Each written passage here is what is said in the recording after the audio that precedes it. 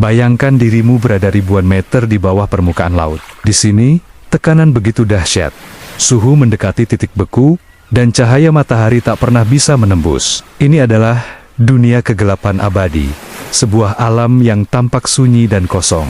Namun, jika kita melihat lebih dekat, di tengah partikel-partikel salju laut yang turun perlahan, seperti debu kosmik, kehidupan berdenyut dengan cara yang paling aneh dan menakjubkan. Disinilah, di kedalaman paling ekstrem di planet kita, evolusi telah melahirkan makhluk-makhluk yang seolah datang dari dunia lain. Selamat datang di zona tengah malam samudra, tempat di mana kehidupan tidak hanya bertahan, tetapi juga berkembang dalam kegelapan total. Salah satu penghuni paling ikonik di kegelapan ini adalah ikan angler, sang nelayan dari neraka laut dalam. Dalam kegelapan mutlak, ikan angler betina mengembangkan strategi berburu yang luar biasa cerdik. Dari atas kepalanya, tumbuh sebuah antena panjang yang di ujungnya terdapat organ bercahaya, dikenal sebagai SK. Cahaya ini, yang dihasilkan oleh bakteri bioluminescent, yang hidup bersimbiosis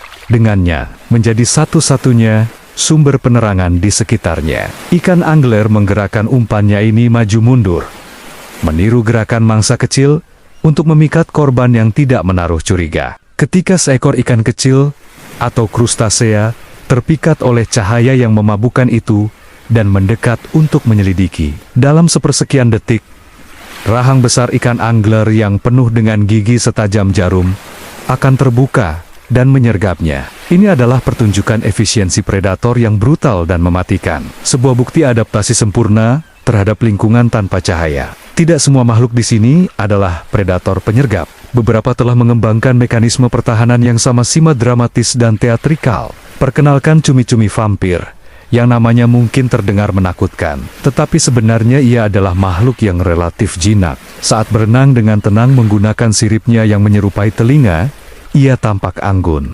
Namun, ketika ancaman mendekat, ia melakukan manuver pertahanan yang spektakuler. Dengan gerakan cepat, cumi-cumi vampir akan membalikan selaput jaring yang menghubungkan lengan-lengannya ke atas kepalanya, seperti mengenakan jubah hitam. Transformasi ini tidak hanya menyembunyikan tubuhnya yang rentan, tetapi juga memperlihatkan barisan duri lunak yang disebut serai di sepanjang bagian dalam lengannya. Tampilan yang tiba-tiba mengintimidasi ini seringkali cukup untuk mengejutkan dan mengusir pemangsa, memberinya waktu berharga untuk melarikan diri ke dalam kegelapan yang lebih pekat. Di dasar samudra yang berlumpur, hidup raksasa dari dunia lain, isopoda raksasa. Bayangkan, seekor kutu kayu atau under-under yang biasa kita temukan di kebun, lalu perbesar ukurannya hingga puluhan kali lipat, sebesar bola kaki.